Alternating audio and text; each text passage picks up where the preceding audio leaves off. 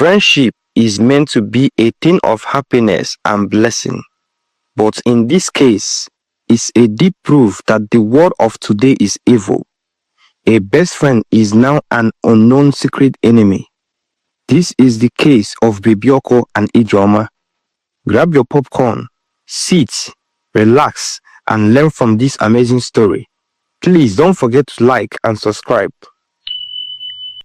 Ijoma and Bibioko are two inseparable girls. They lived in a small village. Their friendship was the kind that was woven from the strongest threads of affection, loyalty, and understanding. Though they were not sisters by blood, everyone in the village believed they were, for the bond they share was deeper than any familial connection. Ijoma was a striking girl with her radiant smile, sparkling eyes, and graceful movements. She attracted the gaze of every man who saw her. She had a warmth that lit up the room and kindness that drew people to her. Her beauty was like the sun, impossible to ignore and hard to miss. The men in the village often tried to court her, bringing her gifts and making endless promises, hoping to win her heart. But then there was Bibioko. Bibioko was also kind-hearted, funny and loyal, but she lacked the same radiance that Ijoma possessed. She was shorter, less striking, and although she had a gentle soul, she could never capture the attention of the men the way Ijoma could. Wherever the two girls went together, people would marvel at how they looked like sisters, but all too often, Bibioko would watch in silence as Ijoma basked in the attention of suitors. It wasn't jealousy, she told herself, just a quiet longing, a desire to have what her best friend had. Years passed, and though Bibioko kept her feelings hidden, the ache inside her grew. She had always been content with her life, but the constant attention Ijoma received stirred something within her, a feeling she could not name but knew to be envy. And so, when news spread that Ijoma had caught the eye of a man from the city, Bibioko's heart sank. The man was named Chukwode, and he came from the bustling city of Onitsha. He was tall, handsome, and wealthy. He is one of the most respected importers at Main Market, Onitsha. And he had set his sights on Ijoma. When Ijoma told Bibioko about the marriage proposal, her voice was filled with excitement and Bibioko smiled, though deep down she felt a pang of bitterness.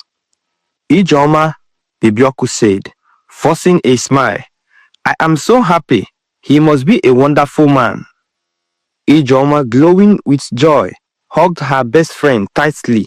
You will be there, won't you? You have to be my maid of honor. You are my sister after all. Bibioko nodded, but her heart was heavy. She didn't want to show it, but the thought of Ijoma marrying someone she had always desired for herself stung. She spent the whole night thinking. She could not sleep all night. She even believed maybe her friend Ijoma is using her luck or her stars to shine, and that's why men always loved her. It was a long night for Bibioko that even her father noticed her sleepless nights. Days passed, and preparation for the wedding began. The village was buzzing with excitement, and everything seemed to be falling into place. Yet, every time Bibioko saw Ijoma surrounded by admirers, a dark seed of resentment took root in her heart. She could no longer ignore the pain of her own loneliness. The quiet longing to be noticed, to be desired, had grown into something far more dangerous: envy. In a moment of desperation, Bibioko made a decision. She would go to a native doctor in the next village. She needed a solution. She needed an answer. Something must happen. The next day, as early as possible, at dawn, Bebioko left her home and went to the next village to visit the native doctor. The native doctor, an old man with a reputation of solving problems, both magical and mysterious, listened to Bebioku's sorrow with patience. Baba, I have a very big problem and I need your help. I have a friend who claims to be my best friend, but I think she's a witch. She overshadows me. I think she's using my star to shine. Whenever I am with her, no man ever looks at me or even admire me. Every admiration goes to her. I believe she's using magical powers to bewitch me and make me ugly in front of men. I am willing to do anything to make sure I end this girl's life. I used to love her, yes. She was my best friend, but she's doing too much. Please help me, Baba. I need to be the one men admire, not her. The worst of it all is that she wants to marry the man I admire so much, and I can't let that happen. I am the one who deserves such a rich man, not her. Tomorrow now, she will be doing big madam for me, and I will be nothing to her. Please, Baba, don't let that happen. My enemies will laugh at me. She wants to put me to shame. Please, Baba, don't let this happen. When she explained her predicaments, Baba nodded solemnly. I can help you, but beware, he warned. Such magic comes with a price. You must decide if you are willing to pay it. Bebioku, consumed by her desire for attention and recognition, agreed without hesitation. She would do anything to change her fate, anything to become as loved and admired as Ijeoma. The native doctor warned again. I hope you are ready to do this. I hope you've made up your mind. I hope you can bear the consequences of what you are about to do. Bebioku's mind is made up, and there is no going back. Yes, Baba, I am ready. I am ready to do anything. I can make any sacrifice. I can do anything to achieve my aim and my goal. I have made up my mind, Bebioku said. The native doctor gave her a small vial of potion, a sweet powder that could be used to poison someone's food. Use it wisely, he said. Once the deed is done, you can never undo it. Bebioku was happy. She took the vial, trembling in her hands, and left the native doctor's hut. As she made her way back to the village, a dark thought settled in her mind.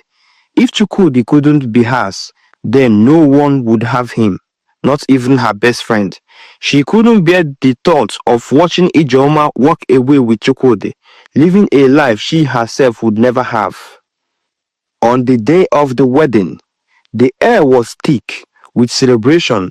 The villagers gathered to witness the union between Ijeoma and Chukwudi, and the streets were lined with flowers, music, and laughter. Bebioku stood beside her best friend, smiling with forced cheerfulness, but in her heart, a storm was blowing. As the ceremony came to a close and the guests began to feast, Bebioku saw her opportunity.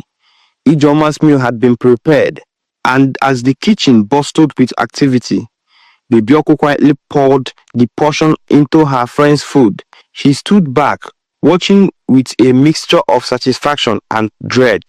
Soon after Ijeoma's meal was placed before her, Bebioku's heart pounded in her chest, her palms sweating as she watched Ijeoma smile, unaware of the deadly substance hidden with her food. But as Ijeoma reached for the food, something strange happened. A man, an old drunkard from the village, stumbled into the gathering, his breath thick with liquor. He swayed as he approached the food, his eyes bloodshot and unfocused. Ijeoma, he called out, slurring his words. Don't eat that food.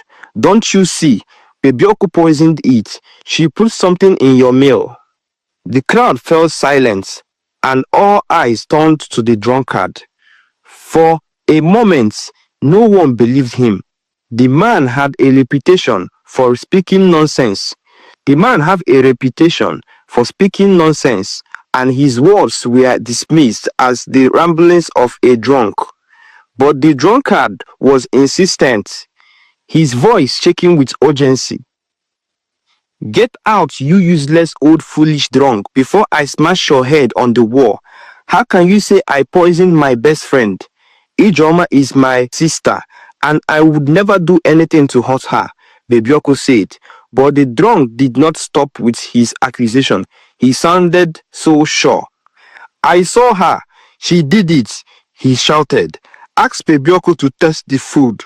If she won't, then you know I'm telling the truth."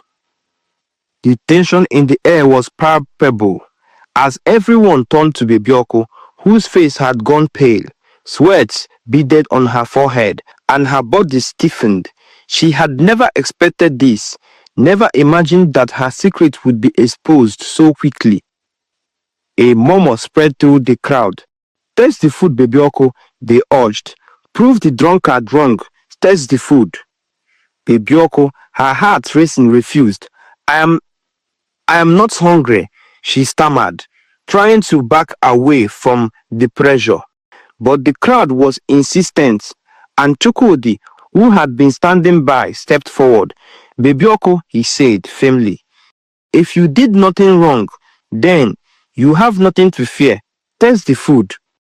Bebioko still insisted that she's not hungry and doesn't want to eat. This made the villagers more suspicious. They insisted and threatened that they would stone Bebioko to death if she failed to taste the food to prove her innocence. Chukwudi is a very smart man. He had always suspected Bebioko to be envious of Ijoma. He noticed how Bebioko always looks at him in admiration and lust. So therefore, he believed that the drunk might be right. Chukwudi insisted that Bebioko must test the food. The whole place was filled with threats against Bebioko if she fails to test the food.